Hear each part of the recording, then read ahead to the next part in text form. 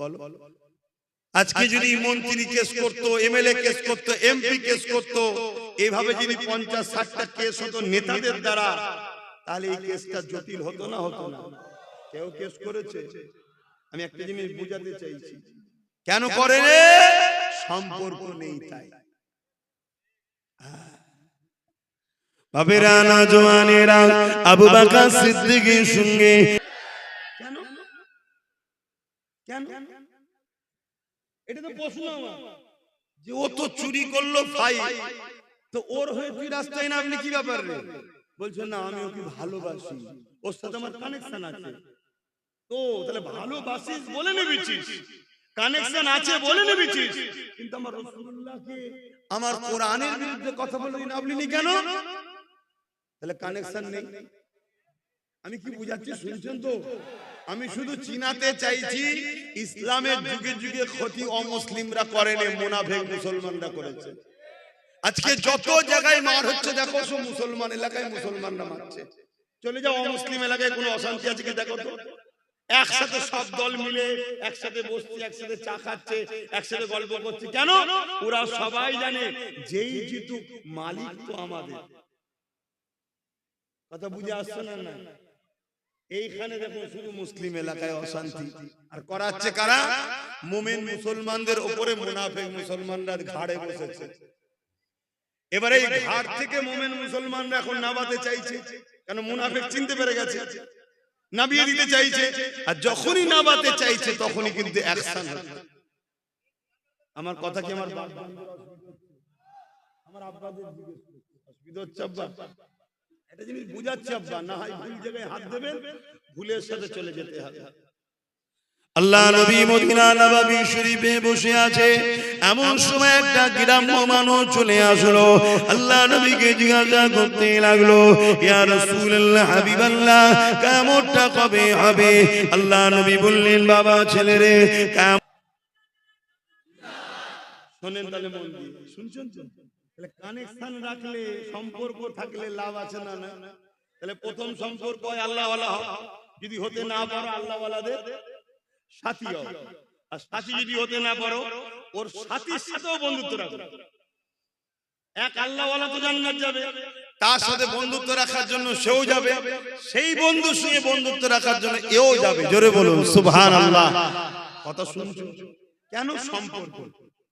তাহলে আল্লাহ ওয়ালার সঙ্গে সম্পর্ক রাখলে যদি জান্নাত হয়, তার সাথীর সঙ্গে সম্পর্ক রাখলে যদি জান্নাত হয়, কোরআনের সঙ্গে সম্পর্ক, কোরআনের প্রেম, রাসূলুল্লাহর প্রেম, জান্নাত যাবে না? যাবে না? আমার প্রেমের একটা নমুনা দেখাতে হবে, প্রেমের একটা নমুনা দেখাতে হবে। আচ্ছা আব্বা আপনি বলুন, আপনার সামনে যদি কেউ আপনার ছেলের সামনে আপনাকে ছোট বড় কথা বলে, আর আপনি যদি চুপ করে চলে আসেন, আপনার ছেলে যদি চুপ করে থাকে, আপনি কি ছেলেকে ভালো নজরে দেখবেন? যারা আমাকে বললো তুই কিছু বললি নি, ছেলে তখন বলছো আব্বা, ও যদি আপনাকে বলে কি আর যায় আসে, আপনি তো আপনিই আছেন, এটাকে আপনি খুশি মনে নেবেন? কোরআন কার কথা? আল্লাহর কথাকে কেউ বলবে হিংসা ছড়ায়, আর তোমাকে আল্লাহ একটু পাওয়ার দিয়েছে, তোমার তো একটু কলমের খোঁচা দেওয়া দরকার ছিল, তুমি দিলে না। দিলে না, একটু রাস্তায় নামলে না। আর যেই তোমার নেত্রী ফাইল চুরি করে জমি নিয়ে বললে, তাহলে কানেকশন তোমার কোন দিকে? আল মারউ মা মান আহাব্বা, যে যার সাথে দুনিয়ায় পরকালে তার সাথে। কথা মাথায় ঢুকছে? এগুলো বলছি কেন বুঝতে পারছেন না? যাতে আমার কম মুনাফিক ছেলে, মুনাফিক যদি চিনতে পারো, প্রকাশ্য দুশমন যত শক্তিশালী হোক তোমাদের কিছু করতে পারবে না। তোমাদের ক্ষতি ঘরের মধ্যে ঢুকে যে যারা যাতায়াত করে তারাই ক্ষতি করবে। কথা মাথায় ঢুকছে? এই জন্য মুনাফিক চিনাচ্ছি। আর এটাও শুনে যাচ্ছি, আল্লাহর পক্ষে নবীর পক্ষে দাঁড়িয়ে মুনাফিকের বিরুদ্ধে লড়াই করা ফরজ, চলবে, কোনো অসুবিধা নেই। ওরা বুঝে আসছে না? একদম খুলে বলে যাচ্ছি, আল্লাহ ও রাসূলের পক্ষে দাঁড়িয়ে মুনাফিকদের বিরুদ্ধে লড়াই করা ফরজ, চলবে, একদম শরীয়তের হুকুম। এতগুলো রেকর্ড হচ্ছে, পুরো পৃথিবীর মুফতি মাওলানাকে চ্যালেঞ্জ দিলাম। কেন? কথা তো আমার নয়, যেখান থেকে এসে রাসূলুল্লাহর হাদিস কোরআন বলতে তো হবে। তাহলে মুনাফিকদের বিরুদ্ধে তোমাদেরকে সোচ্চার হওয়া, ঐক্য হওয়া, দ্বীনের দুশমনদের বিরুদ্ধে সোচ্চার হওয়া, ঐক্য হওয়া, এটা তোমাদের ঈমানি দায়িত্ব আছে না? না, সংগঠিত হও, ঐক্যবদ্ধ হও। যদি ঐক্যবদ্ধ না হও, কাল তোমাদের হারুয়ার পীর আব্বাস আলী গোরাচাঁদ হুজুরের মাজার থাকবে না। কথা মাথায় ঢুকছে? তারপরে কালকে তোমাদের কি বলে আব্বাস আলী, কি বলে হযরত সুলতান আসগর আলী হুজুরের মাজার থাকবে না কেন? ওয়াকফ কি ওটা? কারা ভাঙবে? এই মুনাফিকগুলো। এরা এসে ভাঙবে, এরা এসে নেতৃত্ব দিয়ে ভাঙাবে। কেন? এদের দুনিয়ার প্রভুরা হুকুম করবে যাও, যে প্রভুদের জন্য আজকেরা রাস্তায় নাবে, কোরআনের জন্য নাবে না। তা কিছু বুঝছেন? অসুবিধা হচ্ছে? দোয়া করে দেবো। আবেরা আমার আবু বকর সিদ্দিক সাহাবাদের দিকে ই আছে, ওদের দিকে ই আছে, তোমার দিকে কিছু যদি নাও থাকে, তুমি যদি হকের পক্ষে হও, তুমি কেন ভাবছো না তোমার সাথে আল্লাহ আছে? আল্লাহ যার সাথে থাকে তার কোনো সমস্যা হয়? আমিও তো রাত বিরোধ ঘুরে বেড়াই। অনেকে বলে যে তুমি এইসব রাত্রিরে ঘুরছো, কিছু ছেলে পুলে কিছু নিয়ে কি হবে? প্রয়োজন একজন পানি দিবার, জ্যাকেট ধরা, একটা থাকার আরেকজন চালাবার প্রয়োজন, তাই আর কেউ নেই। কেন? আমার ঈমান বলছে আমার আল্লাহ আমার সাথে আছে। আর আল্লাহ যার সাথে থাকে তাকে যদি দুশমন সামনেও দেখে, এই মুখটা দেখবে না, অন্য দেখবে, এটা নয় রে। এ ক্ষমতা আল্লাহর আছে না নাই? তার একটা নমুনা বলে যাচ্ছি। ঈসা আলাইহিস সালামকে মারার জন্য ঢুকেছিল না? ক্রুশবিদ্ধ হয়েছিল, জানেন তো? ঈসা নবীকে মারার জন্য ঢুকেছিল। তো ঘরের মধ্যে ঈসা নবী আছে, আর যারা মারতে এসেছে সেই সর্দারদের নেতা ঢুকেছে।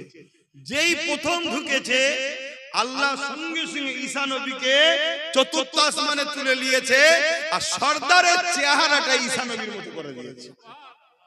এইবারে বাকি পাবলিক যেই ধরেছে, একে ধরে ফেলেছে। বলছে না রে, আমি তোদের সর্দার তো রে। বলছে সর্দার তুই তো সেই ঈসা। তাকে ধরে নিয়ে ক্রুশবিদ্ধ হয়েছে। ঈসা নবী ক্রুশবিদ্ধ হয়নি। ঈসা নবী চতুর্থ আসমানে আছে, উনি আমার নবীর উম্মত হয়ে আসবে। জোরে বলুন সুবহানাল্লাহ। কে এটা করলো? সেই আল্লাহ জানা নাই?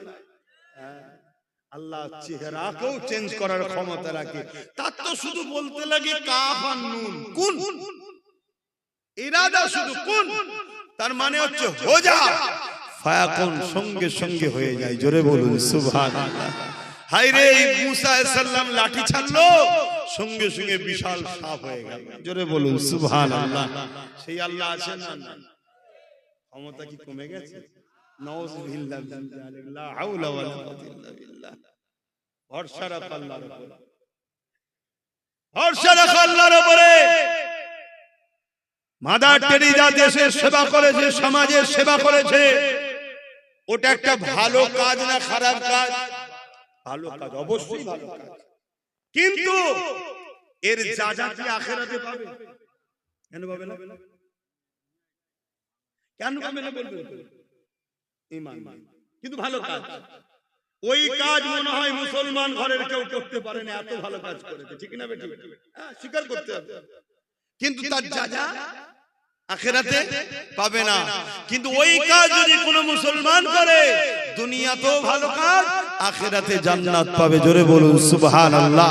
তাই ওপেন বলে যাচ্ছি, গরিব দুঃখী অসহায় দেশকে সেবার জন্য কোন মুসলমান যদি রাজনীতি করে, ও দুনিয়াতেও সম্মান পাবে। আমার আগে বলছিলেন না, ন্যায় বিচারকারী আল্লাহ সম্মান দেবে, আখিরাতে আরশের ছায়া পাবে, জান্নাতও পাবে। জোরে বলুন সুবহানাল্লাহ। একই জিনিস, একই জিনিস। ঈমানদার করলে ফায়দা দু জায়গায়, আর ঈমান ছাড়া করলে ভালো কাজ যদি হয় শুধু দুনিয়াতে ফায়দা, ভালোকে ভালো সবাই বলবে। ঠিক না বেঠিক? মাথায় রেখে দেবে। তো যা হযরত আবু বকর সিদ্দিকী হুজুরের কথাটা একটু বলে নি। অসুবিধা হচ্ছে না?